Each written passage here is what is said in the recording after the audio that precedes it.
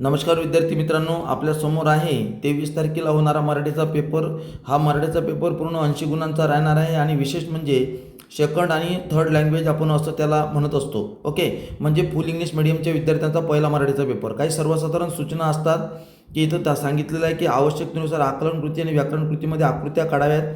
आकृत्या शक्यतोवर पेनाने काढाव्यात. त्याच्यानंतर अधिक एक याचे खास विशेष म्हणजे असं की स्वच्छता, नीटनेटकेपणा आणि लेखन नियमानुसार लेखन याच्यावर लक्ष द्यावं. पहिला जो विभाग असतो हा गद्य विभागाचा असतो, म्हणजे पाठातील तुम्हाला उतारे दिलेले असतात पुस्तकामधला. पहिला उतारा आपल्यासमोर इथं आलेला आहे मित्रांनो, लक्षात घ्या. हा आपल्याला जो आलेला आहे तो उपवास या धड्यामधील आलेला आहे पु ल देशपांडे यांच्या.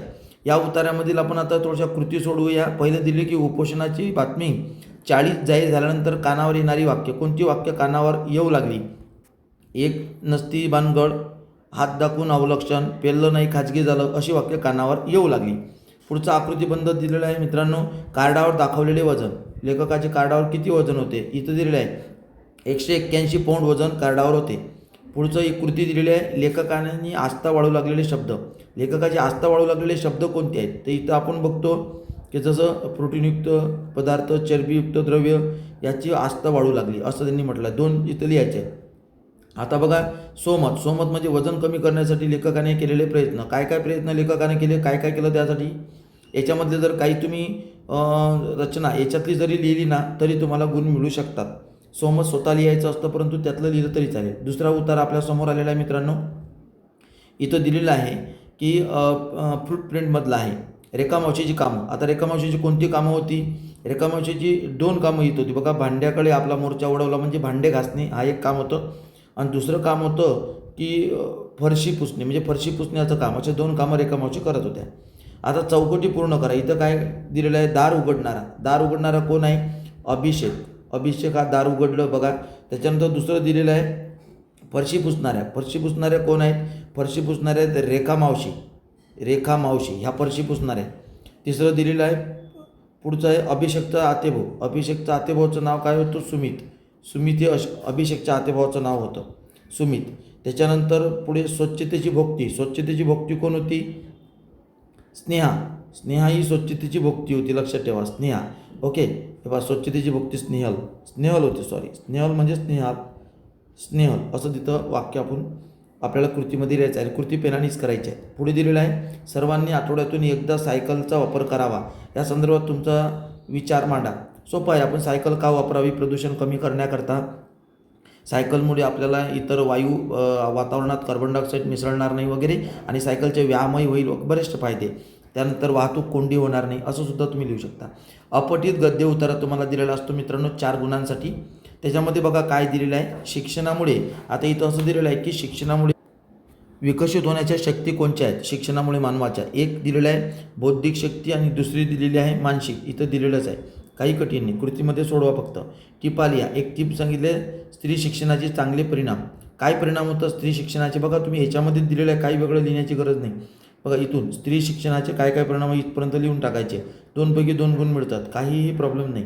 आता पद्य दिलेलं आहे मित्रांनो. इथं पद्य जे कविता तुम्हाला पूर्णच्या पूर्ण दिलेली असते. 2 दिवस नावाची ही कविता आहे नारायण सुर्वे यांची. कवितेवर पहिला एका शब्दात उत्तर लिहा. कवीचे सर्वस्व असलेली गोष्ट. कवीचे सर्वस्व काय आहे? हात माझे सर्वस्व. कवीचे हात हे सर्वस्व आहे, हात. ओके. त्याच्यानंतर दुसरं कवीचा जवळचा मित्र. कवीचा जवळचा मित्र कोणता? इथं दिलेला आहे बघा. तेव्हाच अश्रू मित्र झाले, म्हणजे अश्रू हे कवीचे जवळचे मित्र आहेत, हे लक्षात ठेवा. ठीक आहे. त्याच्यानंतर पुढे जाऊया. आता इथं आपल्याला दिलेलं आहे की कवीचा प्रयत्नवाद व आशावाद दाखवणाऱ्या ओळी. कवीचा प्रयत्नवाद व आशावाद कोणते दाखवतात? बघा इथं हे वाक्य दुःख पेलावे कसे पुन्हा जगावे कसे शाळेत शिकलो, हा आशावाद दाखवणाऱ्या ओळी आहे. पुढे आहे दारिद्र्याकडे गहाण पडलेले हात. या शब्दार्थाचा अर्थ काय? दारिद्र्याकडे गहाण पडलेले हात म्हणजे आपल्या स्वतःच्या मर्जीनं काहीही करता न येणं, दुसऱ्याकडे गुलाम राहणं, असा त्याचा अर्थ होतो. ठीक आहे, चला कळलं असेल. आता पुढे बघा काही शब्दार्थ दिलेले आहेत, तुम्हाला त्याचा अर्थ लिहायचा. दारिद्र्य. दारिद्र्य म्हणजे गरिबी. गरिबी असं लिहायचं इथे. दुसरा आहे हरगडी. हरगडी म्हणजे प्रत्येक वेळी किंवा प्रत्येक दिवशी म्हटलं तरी चालते, हरगडी. सहाय्य म्हणजे मदत. सहाय्य म्हणजे मदत. त्याच्यानंतर दुनिया. दुनिया म्हणजे जग. दुनिया म्हणजे जग. इथं दुनिया म्हणजे जग. ठीक आहे, किंवा विश्व असं म्हणू शकतो. आता काय कवितेत व्यक्त झालेले जीवन सत्य याबाबत कवितेत काय जीवन सत्य झालं, किंवा गरीब लोकांचं जीवन कसं असते, कामगारांचं जीवन कसं असते, आशावाद तिथं स्पष्ट केलेला आहे. त्याच्यानंतर पुढचं आपल्याला दिलेलं आहे की खालील मुद्द्याच्या आधारे एका कवितेचे खालील कृती सोडवा. मित्रांनो, कोणतीही एक सोडवायची आहे. अंकेला मी दास तुझा किंवा स्वप्न करू साकार. बघा, तुम्हाला एक गोष्ट सांगतो की याच्या आधी मी तुम्हाला एक व्हिडिओ टाकलेला आहे, त्याच्यामध्ये कोणत्या कवितेचे काय मुद्दे असले पाहिजे ते दिलेले आहेत. आणि इथं मी तुम्हाला सांगतो बघा, अंकेला मी दास तुझा, अंकेला मी दास तुझा ही जी कविता, याचे कवी संत नामदेव महाराज आहेत. इथं नामदेव महाराज याचे कवी जे येतील ते नामदेव महाराज हे कवी आहेत. ठीक आहे. त्याच्यानंतर प्रस्तुत कवितेचा विषय काय, विठ्ठलाची वाट पाहणाऱ्या भक्ताची मानसिकता. विठ्ठलाची वाट पाहणाऱ्या भक्ताची मानसिकता इथं सांगितलेली आहे. ओके. त्याच्यानंतर इथे दुसरी जी कविता आहे स्वप्न करू साकार, याचे कवी आहे किशोर पाठक आणि कवितेचा विषय आहे देशाच्या उज्ज्वल भविष्याचे चित्रण याच्यामध्ये केलेले आहे. आता त्याच्यानंतर ह्याचं मी सगळं एक तुम्हाला व्हिडिओ बनवलेला आहे याच्यावर. त्याच्यानंतर प्रस्तुत कविता आवडण्याची न आवडण्याची कारण, मी युनिक कारण तुम्हाला कोणत्याही कवितेकरता लागू पडणारं आधीच करून दिलेलं आहे. ओके. त्याच्यानंतर दिलेल्या ओळीचा अर्थ, ह्या ज्या ओळी दिलेल्या असतात ना मित्रांनो, या ओळीचा अर्थ तुम्हाला लिहायचा असतो. समजा आता एक उदाहरण असं बघा की याचा तुम्हाला अर्थ जरी प्रॉपर लिहिता आला नाही, तिथं दिलेला आहे वनवा लागलासे वनी पाळस चिंतित हरणी. म्हणजे जेव्हा वनाला वनवा लागतो, वनवा म्हणजे आग लागते, तेव्हा पाळस चिंतित होते. म्हणजे पाळस जेव्हा त्या अग्नीमध्ये सापडते तेव्हा हरणी चिंतित होते. हरणी ही तिची आई चिंता करते. असं तुम्ही गद्य स्वरूपात दिलं तरीही चालते. त्याच्यानंतर दुसरं इथं बघा, दुसऱ्या या देशाच्या मातीवर आमचारी अधिकार, नव्या पिढीचे नव्या युगाचे स्वप्न करू साकार. गद्य स्वरूपात लिहिलं ना तरी गुण तुम्हाला पूर्ण मिळतात की या देशाच्या मातीवर आमचा अधिकार आहे, नव्या पिढीचे नव्या युगाचे आम्हाला स्वप्न साकार करायचे आहे असं म्हणू शकतो. आता बघा, हे शब्दार्थसुद्धा मी दिलेले आहे. पहिल्या अंकेला मी दास तुझा याच्यामधले जे शब्दार्थ इथं दिलेले आहे. माता, आता माता म्हणजे आई, माता म्हणजे काय होतो, आई. कनवाळू म्हणजे दयाळू. त्याच्यानंतर इथं काय दिलं, काज म्हणजे काम होते मित्रांनो, काम. आणि धेनू म्हणजे काय. ओके. अशा पद्धतीने या शब्दाचे समानार्थी शब्द लिहायचे असतात. दुसऱ्या याच्यातले बघू, विभव म्हणजे वैभव. विभव म्हणजे त्याचा अर्थ होतो वैभव. शक्ती म्हणजे ताकद. ठीक आहे. विश्व म्हणजे जग. पुन्हा हस्त म्हणजे हात. अशा पद्धतीने इथं समानार्थी शब्द लिहायचे असतात. पुढचा विभाग आहे मित्रांनो स्थूल वाचनाचा. स्थूल वाचन 4 दिलेले आहेत, त्यातले 3 प्रॉपर करा, 3 विचारले जातात, 2 लिहायचे असतात. जेव्हा होमी बाबा यांच्यावर टिपा लिहायची आहे, किंवा दुसरं पंथी जाता असताला या कवितेत दिलेल्या स्थूल वाचनाच्या कवितेवर, किंवा जगणं कॅक्टसचं. या 3 पैकी 2च लिहायचे असतात, 2-2 गुण असतात, काही कठीण नाही. पुढे बघा, आता भाषा विभाग म्हणजे विभाग 4 हा व्याकरणाचा आहे मित्रांनो. आता बघा, पहिलं आपल्याला तर पुढील वाक्याचा प्रकार ओळखायचा आहे. आणि इथं बघा एक्सक्लेमेटरी मार्क दिलेला आहे, म्हणजे उद्गारवाचक. हे जे उद्गारार्थी वाक्य आहे, उद्गारार्थी वाक्य. दुसरं वाक्य बघा, अगदी सोपं आहे. मुलांनी रांगेत चला म्हणजे कंपल्सरी केलं, ऑर्डर दिली आहे, म्हणजे हे आहे आज्ञार्थी वाक्य मित्रांनो, आज्ञार्थी वाक्य. मुलांनो रांगेत चला, मुलांनो अभ्यास करा, अशा पद्धतीचे. पुढे बघा, आता काय म्हटलं, वाक्य रूपांतर करा. अगदी सोपं आहे. नकारार्थी करा म्हणते. नकारार्थी करताना मुख्य शब्दाचं विरुद्धार्थी शब्द आणि आईच्या ठिकाणी नाही. जसं ही कल्पना चांगली आहे, आपण का म्हणू, ही कल्पना वाईट नाही, ही कल्पना वाईट नाही असं म्हणू आपण इथे. ठीक आहे. पुढचं वाक्य बघा, इथं दिलेलं आहे की विधानार्थी करायचं. प्रश्नार्थ वाक्य दिलेलं आहे, प्रश्नार्थक चिन्ह असल्यामुळे. जगात सर्वात सुखी असा कोण आहे, आपण काय म्हणायचं, जगात सर्व सुखी असा कोणी नाही. ठीक आहे. याच्या ठिकाणी जगात सुखी असा कोणी नाही म्हणजे कसं, सगळे दुःखी आहे असं त्याचा अर्थ होतो. पुढे बघा, आता दिलेलं आहे की वाक्प्रचारार्थ अर्थ सांगून वाक्यात उपयोग करा. रममान होणे म्हणजे मग्न होणे, लीन होणे वगैरे. आता झोकून देणे म्हणजे पूर्णतः झोकून देणे, तन मन धनाने काम करणे. ठीक आहे, असं त्याला म्हणता येईल. अंगाचा तिळपापड होणे म्हणजे प्रचंड राग येणे. 2च लिहायचे आहेत तुम्हाला. पुढे दिलेले शब्दसंपत्ती, समानार्थी शब्द आहे. झाड, याला आपण वृक्ष म्हणतो. ठीक आहे, वृक्ष, किंवा आपण याला तरूसुद्धा म्हणतो, तरू. त्याच्यानंतर इथं दिलं आहे घर म्हणजे आलय, किंवा अधिक बघा गृहसुद्धा म्हणू शकतो आपण इथं. घर म्हणजे गृह, काही कठीण नाही. विधानार्थ इथं विरुद्धार्थी शब्द. प्रामाणिकचं काय, अप्रामाणिक म्हणा असं आपण म्हणू शकतो, किंवा बेईमान असं सुद्धा म्हणू शकतो. अप्रामाणिक म्हटलं तरी चालते, किंवा बेईमान असं म्हटलं तरी चालते. त्याच्यानंतर पुढे सावध, सावध म्हणजे दक्ष किंवा बेसावध म्हटलं तरी चालते, सरळ सरळ बेसावध. इथं प्रामाणिकचं अप्रामाणिक असं केला, करा काही हरकत नाही. पुढे बघा, शब्द समूहासाठी शब्द, समाजाची सेवा करणारा, समाजसेवक, समाजसेवक.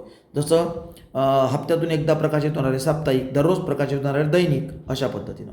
पुढे बघा, वचन बदला, रस्ता, रस्ते, भिंत, भिंता, भिंता किंवा भिंती, भिंती असंही म्हणू शकतो मित्रांनो. ठीक आहे. चला, इथं आता अचूक शब्द ओळखा. घराणी हा अचूक आहे, प्रक्रिया हा अचूक शब्द आहे. आता चिन्ह, पहिलं प्रश्नचिन्ह आहे. पहिलं चिन्ह कोणतं आहे? प्रश्नचिन्ह. दुसरं इथं अर्धविराम, अर्धविराम. तिसरं उद्गारार्थी चिन्ह, उद्गारार्थी चिन्ह आहे. आणि चौथं एकेरी अवतरण चिन्ह आहे, एकेरी अवतरण. सोपं आहे, काही कठीण नाही. पुढे बघा, उपयोजित लेखनाचा भाग आहे, रायटिंग स्किलचा. पहिले पत्रलेखन दिलं आहे. पत्रामध्ये तुम्हाला मागणी पत्र आणि इथं दिलं आहे तुम्हाला अभिनंदन करणारे पत्र. दोनपैकी एकच पत्र लिहायचं आहे. इथं पत्र ज्याला लिहाय, हिरवाई ट्रस्ट याला पत्र लिहायचं. पत्र लिहिणारी कोण आहे? कृणाल किंवा गायत्री पिंगळे, कोणीही एकाच्या नावानं लिहायचं. ठीक आहे. आता पुढे जर गेलो, जर आपल्याला समजा हे पत्र नाही लिहिता आलं किंवा नाही लिहिता आलं, तुम्हाला सारांश लेखन करायचं आहे. विभाग अ, गद्य, जो अपठित उतारा दिला आहे आपल्याला, प्रश्न क्रमांक ई, पहिल्यातलं ई, त्याचा अपठित उताराचा आपल्याला काय करायचं आहे मित्रांनो? 1/3 सारांश लेखन करायचं आहे. सोपं आहे रे, काही कठीण नाही. तुम्ही तो उतारा त्याच्यातले एक ओळ सोडून एक ओळ लिहिली, एक ओळ सोडून असं लिहिलं तरी सारांश लेखन तुम्हाला करता येते. ओके. चला, आता पुढे जाऊ.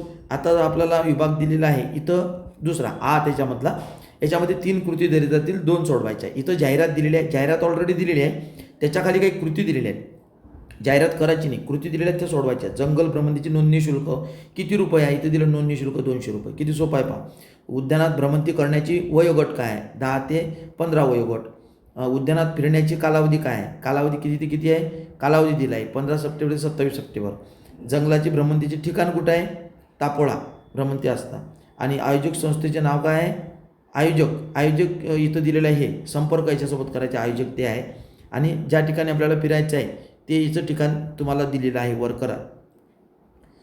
इथं तुम्हाला सांगितलेलं आहे रोमहर्षक अनुभव आहे ना. भ्रमंती संस्था तापोळा, भ्रमंती इथं करायची, बरोबर. तापोळाला तुम्हाला पाहायचं आहे. मित्रांनो, सांगण्याचा एक भाग आहे की काही कठीण नाही, अगदी सोपा आहे. आता बातमी लेखन, एक तर बातमी लेखन नाही तर कथा लेखन, दोनपैकी एक लिहायचं आहे. बातमी लिहिताना 27 फरवरी तारीख दिली तर 28 तारखेला बातमी आली पाहिजे, हे लक्षात घ्या. पुढचं आपण बघूया. कथालेखन सोपं असते, दिलेल्या मुद्दे आपण एलिब्रेट केले तरी चालतात. शेवटचा विभाग आहे निबंध लेखन, प्रसंग लेखन आहे, आत्मकथन आणि वैचारिक लेखन. 3 पैकी एकच लिहायचं आहे. आत्मकथनामध्ये जसं मी क्रीडांगण बोलतो, शाळेचे मनोगत, छत्रीचे मनोगत किंवा मी शेतकऱ्याचे मनोगत. मनोगत म्हणजे आत्मकथन, स्वतः ती व्यक्ती बोलत आहे असं लिहावं लागतं. आणि वैचारिक लेखनामध्ये काही निबंध ठरलेले असतात. तुम्हाला पुस्तकामध्ये धडे दिलेले आहेत, जसं माझा देशाचा नागरिक या विषयावर. म्हणजे याचं कसं आहे की खरा नागरिक हा एक धड्यावर आधारलेला आहे. त्याच्यानंतर तुम्हाला याच्यामध्ये अधिक जे निबंध, जसं प्रदूषण हा एक निबंधाचा विषय महत्त्वाचा आहे. त्याच्यानंतर प्रदूषण झालं, त्याचबरोबर वेळेचे महत्त्व हा एक निबंधाचा विषय महत्त्वाचा आहे. किंवा झाडे लावा झाडे जगवा हा एक निबंधाचा विषय. अशा पद्धतीने निबंधाचे विषय येतात मित्रांनो. काही कठीण नाही, अगदी सोपं आहे. पेपर पॅटर्न समजून घ्या, या पद्धतीनं तयारी करा. पेपर पॅटर्न लक्षात आला की काही कठीण नाही, कशाला काय और आहे, काय करणं गरजेचं आहे ते लक्षात घ्या, समजून घ्या. काही अडचण असली तर मला कॉल करा. अशा पद्धतीनं हा पेपर संपूर्ण बघितल्यानंतर मला नक्कीच एक विश्वास आहे की तुम्हाला चांगल्यात चांगले गुण मिळतील. पेपर झाल्यानंतर नक्कीच कॉमेंट करून सांगा. थँक्यू.